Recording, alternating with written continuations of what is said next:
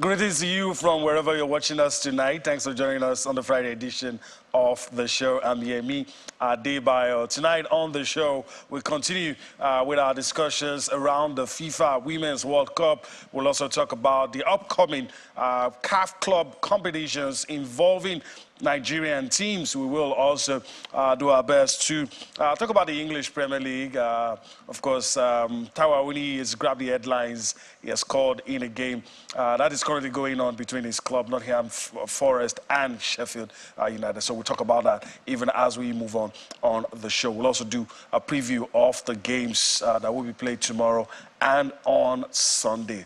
So that's the outlook of the show tonight. Usually it's a two-man show. My colleague Austin Okona-Akpan is suited and ready as we take this ride together. Austin, great one. I know it's not easy monitoring the game and also being on the show, but I trust you can do both. That's it. I mean, it's an action-packed world of sports, and I think we're born to do this. Pretty greetings to you and everyone joining us on the show tonight. What a story right here in England. Match day 2, week 2 of the English Premier League already, and Taiwo Awoniyi is a man on fire. The Nigerian scored his 8th goal in 6 matches. It took just 3 minutes in that game between Nottingham Forest and Sheffield United. He got into a very big jump and then found the goal with a sweet header from the cross of Serge Aurier. But you know what, Yemi? It took Nottingham Forest 3 minutes through Taiwo Awoniyi in the first half to take the lead. And in the second half, it took Sheffield United 2 minutes, 16 seconds to get back into the game. So it's Nottingham Forest 1, Sheffield United 1. All right, that's a very good one. Austin giving us updates from his base, talking about United Kingdom, where the English Premier League is currently going. Let's quickly introduce to you our partner in the Lagos studio. He joins us again. Shalori just joins us today. Sometimes I don't know how to introduce you. You're wearing a cap that has many feathers, but it's good to have you with us on the show. It's always a pleasure to be here. I was telling you, this studio is awesome. You guys are doing great. So it's always a pleasure. Why wouldn't I want to be here? And about the caps, you know how it is now. It's all good. We keep doing what we can. All right. Okay, so let's just go straight into it. We'll start from home and talk about what's happening here. The Nigeria Professional Football League has inaugurated a 9-man technical committee that will select players for the team that we feature in one of the end of the season team, basically, and we're also hearing that they might, probably some of them might be in the Chan team and stuff like that. But what is really getting the attention is the composition of that 9-man team. A lot of people are pretty impressed, as you can see pictures. These are some of the people that you would want to be in any committee. Because you could trust their judgment. But Shola, I want to get your thoughts, really. The league is primed to start September 9. The composition of the people, the things that have been done in recent past, looks like things may be going in the right direction. The league is primed to start in September. We've prayed for this for about 20 years. Trying to get our league to align with the rest of the world has been a big issue. It's really kept us back for many years. At some point, all sorts of things have happened, so I don't want to dwell on that. So it's a good thing, and we want to encourage the league management company, or whatever the name they're called now, to do more, But I don't understand the need for a 9-man committee. Now, everybody on that committee are people, I know a few of them one-on-one, they're people that I love and respect, and but I know they're also people that will bring value. But maybe they should be more involved with the entire aspect of not just the selection of players, a team of the season. You're bringing this high-powered team to pick a team of the season. It's something that the fans can do. You could do it and even drive more, traffic to your website and your social media, thereby earning more income and everything. I'm not going to disparage them because everybody on that committee is top-notch, yeah? But I think maybe you need them for more than picking a team at the end of the season. You can get more from them. All right. I'm sure I just talked about it. I mean, football legends. Daniel Amokachi is in there. Austin Grovon is in there as well. Let's just listen to some of them, their immediate reaction. We'll come back to talk some more on all of this. Yeah, tough is a word. Football is tough, but the most important thing and what makes life so easy, for it is when you look at the caliber of people that surrounds me to make life so easy for myself and for the rest of us. So it's gonna be tough, but at the same time, it's gonna be worth it because it's a new dimension when it comes to Nigerian sport. It's not that it has been done before; it has been done, but we are taking it a notch. So hopefully for us, we'll bring in the best minds, select the best players, and make sure they help to make Nigeria proud. Trying to see how we can raise a champ team, and we've been given a responsibility now to see how we get the best of the best, starting when the league starts. Team of the week, which will make progress, coaches as well. So devoid of sentiments, we must try to pull that through. And that gives opportunity and hope for the boys that are going to be selected. So create more competition. Because if you make team of the week, you have already made one step forward. There's a possibility of going to Spain, and from there, other market will open. But having said that, that will now start, we'll have opportunity to start building a formidable home-based Super Eagles. But to achieve this, because of what we have in plan, we must try to see how we can. Somebody mentioned about statistics. We have to follow these games not only on TV but on site to get the best. Well, I've always felt like we are not promoting our domestic league enough, but I think there is a momentum shift now. There's a lot of interest in the local league, and setting up this committee to highlight the star players of the league, I think is a step in the right direction, because we need to try and create a buzz, especially in the media, about the best players in the league, put them out there, showcase them for the world to see. So having a team of the month, as somebody suggested today, player of the month, I would go ahead and say have a goal of the month, probably have a save of the month, have things that are highlighted in the media, and then it will allow for more traction, more fan engagement, and more people to follow the league. The Nigerian Football League needs a game changer, and that can come in the form of technology, it can come in the form of the material support, and it can come in the form of even individual. The one who has the right vision and goes out to get that vision fulfilled. For now, we are beginning to see a bit of what some of us have worked for in the last 33 years when professional football started in 1990. We started it. We had a decree in place to run the game. But 33 years after, the league is still yet to find its base. But now we have a strategic partner who has taken away the big problem of funding.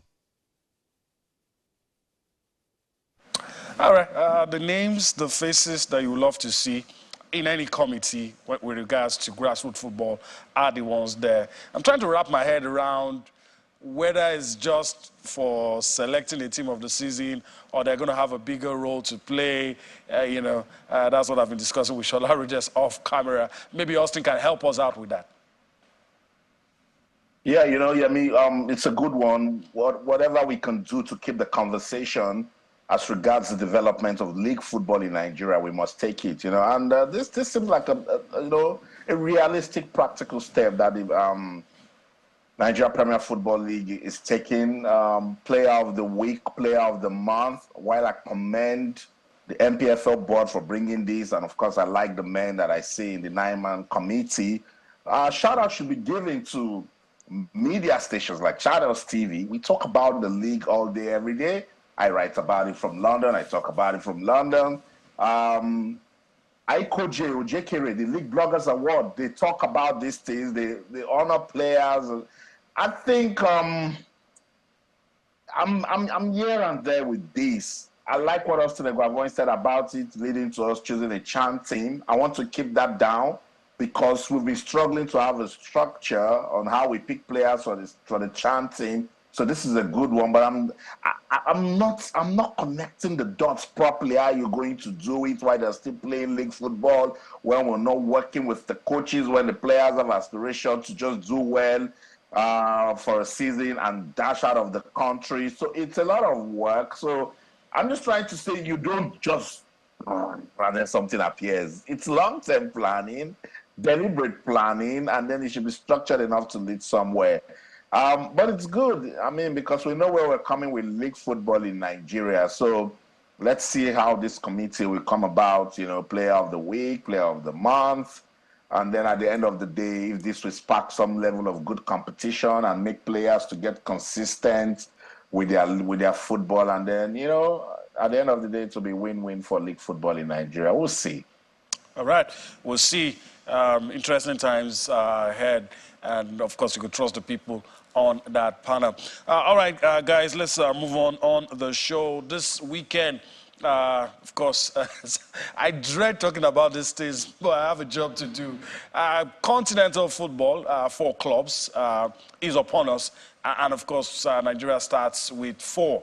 And I'm not trying to scare anybody, but I'm just hoping. I'm hoping that we get to scale this hurdle. So let's start by looking at the CAF Champions League preliminary round and look at our teams, the teams they're going to face, and talk about what we've seen, what we've heard about the preparation of the Nigerian teams and what our expectations are with regards to our teams. And so talking about it, I don't know if it's a blessing that both teams are playing the first leg away, but these days, I don't know if it matters any much. The Aba Elephants Eimba will be playing against Ali Benghazi of Libya, and of course, Remo Stars will not travel too far away. They'll be going up against a team from Ghana, Midema. Shala, let's stay with this a little. I want to get your thoughts on what you have seen, what you have heard of the 2 teams representing Nigeria in the CAF Champions League, what you can say about their preparation. Well, we all know how structured and organized Enyimba is. Regardless of what happens year in, year out, you know that Enyimba is one of the best teams in Nigeria. Historically and otherwise, they are one of the best, So most times, whatever they put out is a true representation of who we are and where we are with our football. And against a team like Ali Benghazi, you would hope that Enyimba will be able to at least scale through. At this stage, it's still the preliminary round. They should be able to scale through, And of course, and they've kept their ship tight. They're still together majorly. So I really see them scaling through. This preliminary round? Yes, they should get past Benghazi. Your thoughts on Remo? Now, Remo, this is a new tough for them. But in 3-4 years, you've seen the rise of Remo Stars. You've seen the structure, the seriousness about their management, and again, the tactical competence of their bench. So, again, Midema SC of Ghana, there are no small teams in the Champions League. For any team to make it to the Champions League, they must have done well. Yeah, they must have done well. But I'm in Nigeria, and I've seen Remo up close. I still want to go with them scaling through. So I believe strongly that the 2 Nigerian teams should make it to the next round. I get your skepticism. Yeah, you're right about it, because again, we should have been organizing a couple of serious games, but I like that they were playing those preseason games and it kept them sharp. But, yeah, so hopefully both teams should scale through. All right. Hopefully. So before we get back to us, so let me just walk across and just so that our viewers can see what I talked about earlier. Ali Benghazi, the team from Libya, will be up against our own Eimba, the Aba Elephants. Bindama of Ghana will be up against Remo Stars. So, I mean, let me go to Austin for his thoughts. It's not that I'm shivering, but, experience is the only teacher, like they say. Not the best, the only. And if experience is anything to go by, we know what happens. 4 becomes 2, 2 becomes 1, and before you close your eyes. But I hope that won't be the case this season. But your thoughts on our teams going into the preliminary round of the CAF Champions League? I think I'm pumped up about this one. You know, Ali Benghazi, usual customers to our Nigerian football team. So Eimba should, do enough with their quality. They should do enough with good research to look into this team. They're a very dangerous side, play making football with what we see with teams in North Africa. So they're a team that Eimba cannot underrate. I like the momentum that Eimba seems to be building. We Finidi George and now Kanu Nwankwo in the mix, and the Abia State government with the governor, reiterating his commitment for sports development. These are the sort of things you need to do. This is good momentum as they get ready, to get into that preliminary match round. I'm confident that Eimba will pull through. It will be nervy. They like making it nervy. They make me, wonder, scream, and say what's wrong with them, but they eventually do it. I'm rooting for Eimba.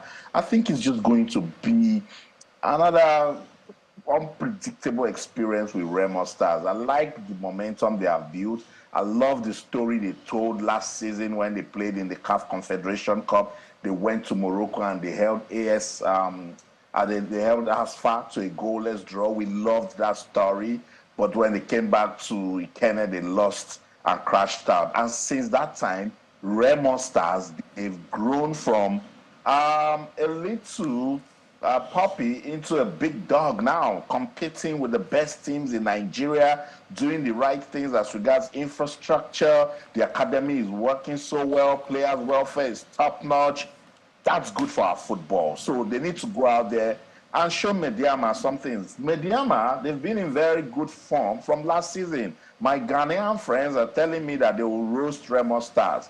But I love Remo Stars to, produce something that will really get us talking, and I'm confident that they can do that. We talked about Bendel Insurance last night on the show.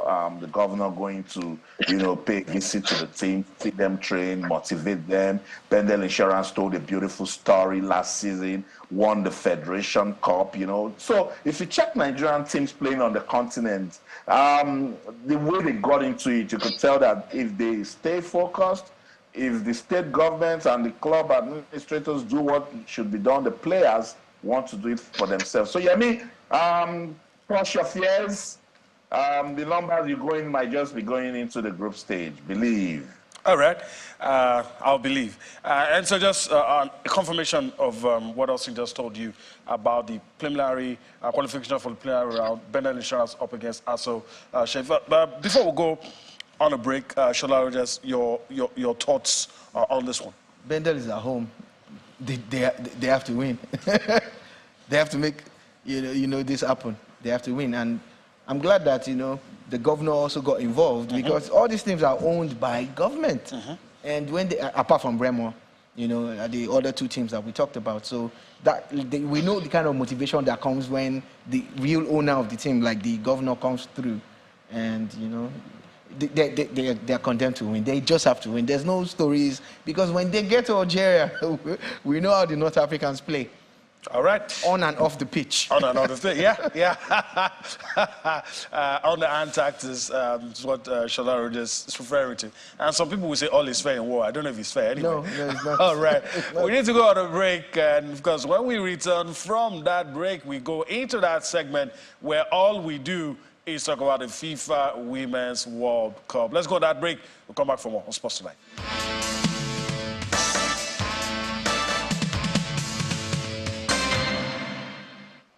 Welcome back. We're now going to start with our, of course, preview of what's left of the FIFA Women's World Cup. This is just to remind you that this segment is brought to you by Stanbic IBTC, the official insurance partner of the Super Falcons. All right, so let's talk about what's been in the news. Gianni Infantino has been like we say, local palace feeling himself. But really, he has been talking about the FIFA Women's World Cup and, of course, the decision to make it 32 teams, how they've invested in women's football, and how there were critics, skeptics, but how everything has turned out well. and the investments they've made. And I guess we can make an exception. You can't sing your praise if everything is going well. I don't know if Austin agrees with that, but Infantino has been telling anybody that cares to listen, all the decisions made about women's football has been spot on. Yeah.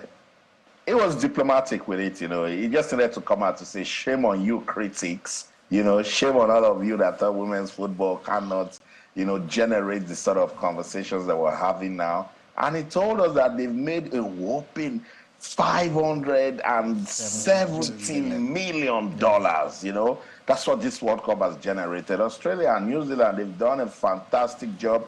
We said they're expanding the teams. Will they be competitive? We were even saying that we might start seeing basketball goals in a football tournament, and they've proven us wrong. Let's listen to FIFA President Gianni Infantino. He's over the moon. But actually, this World Cup generated over 570 million US dollars in revenues. And so we broke even. We didn't lose any money, and we generated the second highest income of any sport besides, of course, the men World Cup at global stage. More than $500 million. There are not many competitions, even in men's football, who generate more than $500 million.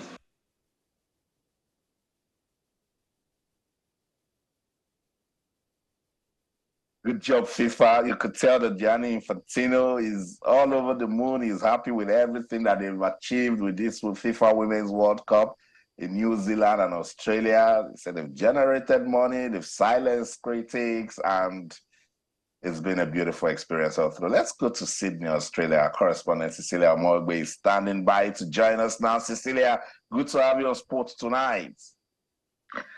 It's great to be here once again. It's the eve before the final here in Australia. It's already Saturday, but then over there, I know it's still Friday, so we're preparing for the Thursday match between Sweden and, of course, host nation Australia. Yeah, it's Friday night. We're coming. We're coming. We'll catch up with you guys. It's okay to be ahead, but let's first begin with Gianni Infantino and everything he talked about. You're right here in Sydney. Are you feeling everything he talked about? Yeah, Austin, I was actually at the FIFA Women's Football Convention. That's where he made that statement. It's the second of it now for FIFA. The first one was held the eve of 2019 World Cup in France, and they decided to host this one in Sydney at the International Convention Center. Now, the buzz was there even before he mounts the stage to talk about this. He's already created something because the Australian Prime Minister came up to actually talk about what sport had done for Australia. The numbers of girls from 0 to 400, the statistics she was giving. But then let's dwell on what Infantino said. Now, Infantino, in all, I will say, we've criticized him a lot, but this World Cup, he deserved, a huge applause because he said to us that he actually had 4 girls. Then I understood why he put so much effort in promoting the women's game. When you have 4 girls at home, you look at them in the face, you understand when it comes to leadership, when it comes to power, when it comes to football, you have to look at them and then what future do you want to see with your girls? And that's what you actually want to achieve outside. And that's what he's actually trying to do. Because remember, before the Women's World Cup, Infantino was really sad because he said European countries, 5 of them put together, could not even buy right to broadcast the game. And he said, we may not have the Women's World Cup shown in Europe. And you saw countries like Asia, the CONCACAF and all of them buying rights, but Europe were not coming. But now, with what the World Cup has achieved, even at first when it started, you didn't have so many journalists coming from England or the US. I didn't see CNN till almost towards the later part of the World Cup. But you've seen more journalists coming in, more people are coming in because it was all about the fans before. You used to go to the journalist stand, you didn't see as many people as expected. The fans are everywhere. But now you're seeing more dignitaries are coming in. I saw GS, Nigeria Secretary General, he came back, he was at that convention. Aisha Falade was also there. I'm like, I hope they're listening to what they saying, because it wasn't all about Infantino. They also talked about the FIFA Forward program that we are not even utilizing. Countries like Botswana are utilizing it. They started their build-up. Countries like Sudan, they've started their own build-up.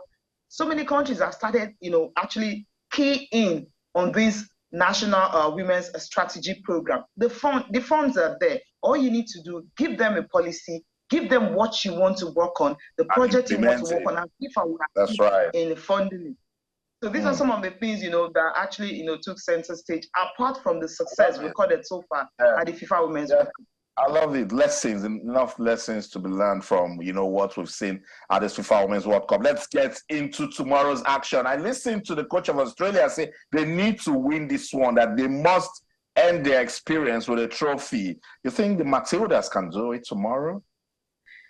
We've talked about the Swedish team happens to be a team that is hard for you to break apart. We saw how they were solid against back-to-back champions, the United States. That will tell you a lot. It took Spain until the 81st minute before they were able to break their defense. How many goals have they considered? I think 3. So it's hard for you to break it down. I think what will be working for the Australians is the fact that the home fans are always behind them. And then they say they want to leave everything on the pitch. Sam Kerr was speaking at the press conference today, talking about how far they've pushed. They've never been to the semifinals before. Now they are playing a third-place match. It's something they dreamt about, and now they're here. They have nothing to lose anymore. Just go ahead and see what you can give the home country. They want to give their fans something to cheer about. Yes, the fans have been behind them. Yes, they've praised their performance so far. But against a Swedish side, Austin, it will be a very, very tough game, because we've seen what Sweden can actually do at this World Cup. We've seen Australia too. When you push them, to the back, after the loss to Nigeria, you saw how they bounced back against Canada, winning by 4 goals to nothing. But I think this loss against England, which was very painful for them, because they said it wasn't a reflection of what they played on the field of play. Yeah, 3-1. But then this 3-1, I think, is going to spur them on to actually beat the Swedish. If they can, capitalize on that with fatigue over. They had some few times to rest and then train. And then we'll see what's going to happen tonight in Australia. We'll wait to see. It's tonight in Australia, and it's tomorrow for us in Nigeria and those of us in England. Okay. While Gianni Infantino was speaking, I was trying to read Shola Rogers' his body language and where he stands on it, but I have the opportunity to do that now. I know you want to talk about the third place. Just put the two together. We don't really have much time, but I know you want to say something about that. Then what do you think is going to happen in the third place game? Look, I'm extremely happy that in our own time, it's something that we've clamored for locally and internationally, for the women's game to be given the respect that it deserves, to be put on the pedestal that it should be put on, and it's looking like it's already happening in our own time. So kudos to FIFA for this. Regardless of whatever you feel about FIFA or about FIFA, the fact that they've done this for the women's game, I'm so happy. This is a good time to be alive. And when I looked at the figures that even the players are going to get individually, you're like, okay, yeah, it's happening. Some players are going to take home close to $300,000 each year. That's a lot of money, man. So this is a good time to be alive. Now let's talk about Gustafsson and Kerr. That's the Matildas versus the Swedish team. Now, we know that we're going to get a new winner in 2 days' time, or barely a day plus. But the third place game has the home team that has not been bad against a team that has pedigree when it comes to women's football. They're not new to this stage. They've been here about 3 or 4 times. That's Sweden. And she said something, Cecilia said something about how difficult it is to break down the Swedish team. It is true. Against Sweden, Australia have their work cut out for them. And I think one thing that's going to work for Sweden is the pedigree that they have and the style that they play. It's so difficult to understand, but they're a close-knit team, and they are hard to play. The fans will play a part. We know all of that. But for me, if I'm going to put my money on anything, I'll put my money on Sweden. That regardless of what Australia has achieved, I like one thing that Gustafsson said. I watched the interview earlier, where he said he was speaking his team without sentiment, which means that some players might not even make the starting 11 tomorrow. If he does that, it will work for them. But regardless of anything that they do, I'll still put my money on Sweden. All right, bold call from Charlotte Rogers. I guess you're wondering what I'm going to say. I'll sit on the fence and see what happens. This one. So we're done with the third place. Let's go on and talk about the final. This is another one that is very, very hard to call. A new name will definitely be on the trophy. Question is, will it be Spain? Will it be England? Is it really coming home? We'll see. And now let's just look at it. Spain and England. These are two teams that before the tournament started, you were talking about injuries. You were talking about maybe they will not be good as they were. For Spain, it was issues with the federation. Yeah. Some of their key players are not even here. For England, some of their players, injuries didn't allow them to make it. Some said it was a team in transition, but guess what? Those are the two teams in the final. And so let me get Cecilia's view, since she's the one on the ground there. Cecilia, you know, the hosts are not playing in the final, but, I mean, what's the consensus? The people you've listened to, and we must commend the people in Australia showing up, turning out, even when their team lost, they were still coming out to watch the game. So from those you've listened to, from the perspective of those who will be in the stadium, who do you think they will be rooting for? I think Australia happens to be England. You know, most of them are Irish and also of English descent. So obviously it will be England. That's the country they will be rooting for. But then if you look at these two teams that you just pointed out, I mean, Spain, England, they've never won the Women's World Cup before. It's hard to decide because you have continental champions and league champions. Because when you're having 9 players playing, you know, from the Barcelona team playing in the Spanish team, so you can actually call that almost like you almost have your first 11. These two sides meeting. It will be a tough call, really, Yemi, because Spain, for instance, another thing, they scored like 17 goals coming into the finals. We've seen that. And of course, the fans, they know that Spanish teams can score. And also they can concede goals. We saw what happened to them, you know, against Japan. But this is a side that you look at, you know that on their day, they can score goals.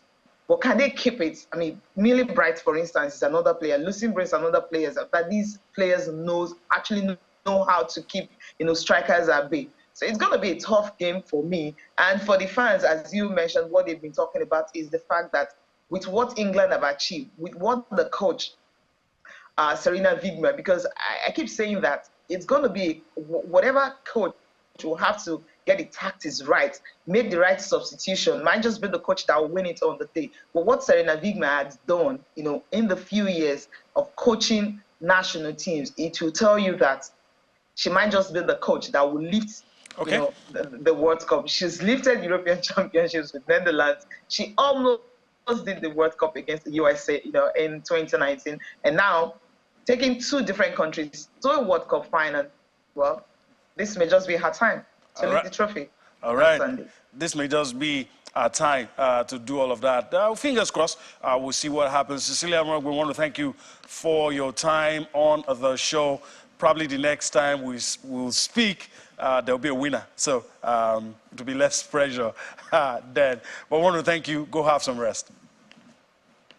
Thank you. And that brings us to the end of the segment brought to you by Stanbic IBTC, the official insurance partner of the Super Falcons.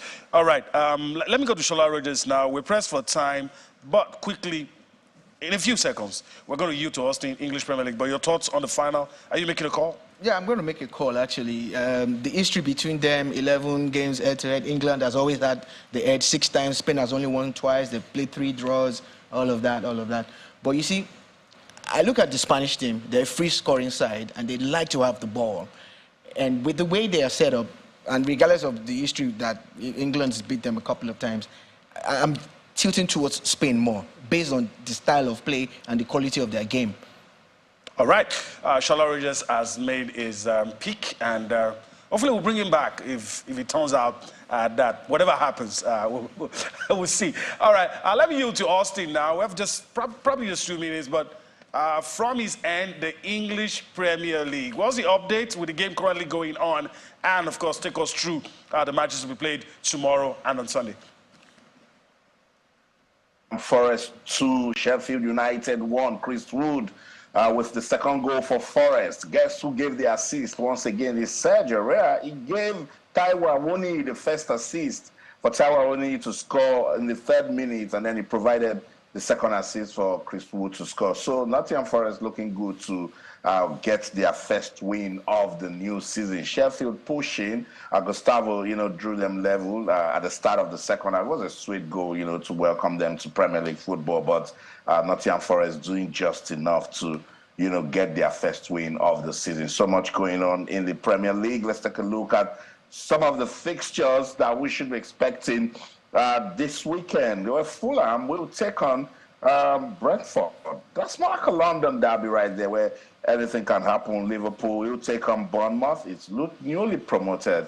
Luton will take on Burnley. I hear that game has been postponed. Wolverhampton Wanderers will take on Brighton. While the big one everyone wants to see is Tottenham taking on Manchester United, but there's also Manchester City taking on Newcastle. Arsenal will be busy on Sunday. I don't know if we've got enough time to listen to Pochettino, and then I get more reactions. Maybe we'll do that right after the show. But yeah, let me wrap things up with the FIFA Women's World Cup. I listened to Shola talk about Spain and everything that they've done, but I'm right here in England, and all the song I've been hearing on radio is "It's Coming Home." I pray it does come home, because the government have also promised that there will be an extra holiday if the Lionesses get to win the World Cup. That will be very good for the people. I don't know who is going to win, but the team that's got Sarina Wigman at the corner will make the difference. That's the show. In London, I'm Austin Okonakwan. In everything you do, remember, keep talking sports. Bye for now. I would have loved to hear Shola Roger's view on the English Premier League, but we're pressed for time. But first, I want to thank Shola for his time today. Thanks for bringing me. And hopefully we'll do this again some other time. Thanks for bringing me. All right. That's the show today. We do hope you've enjoyed everything we've been able to bring to you. Enjoy your weekend. You see us again next week. I'm Yemi Adebayo. Bye-bye now.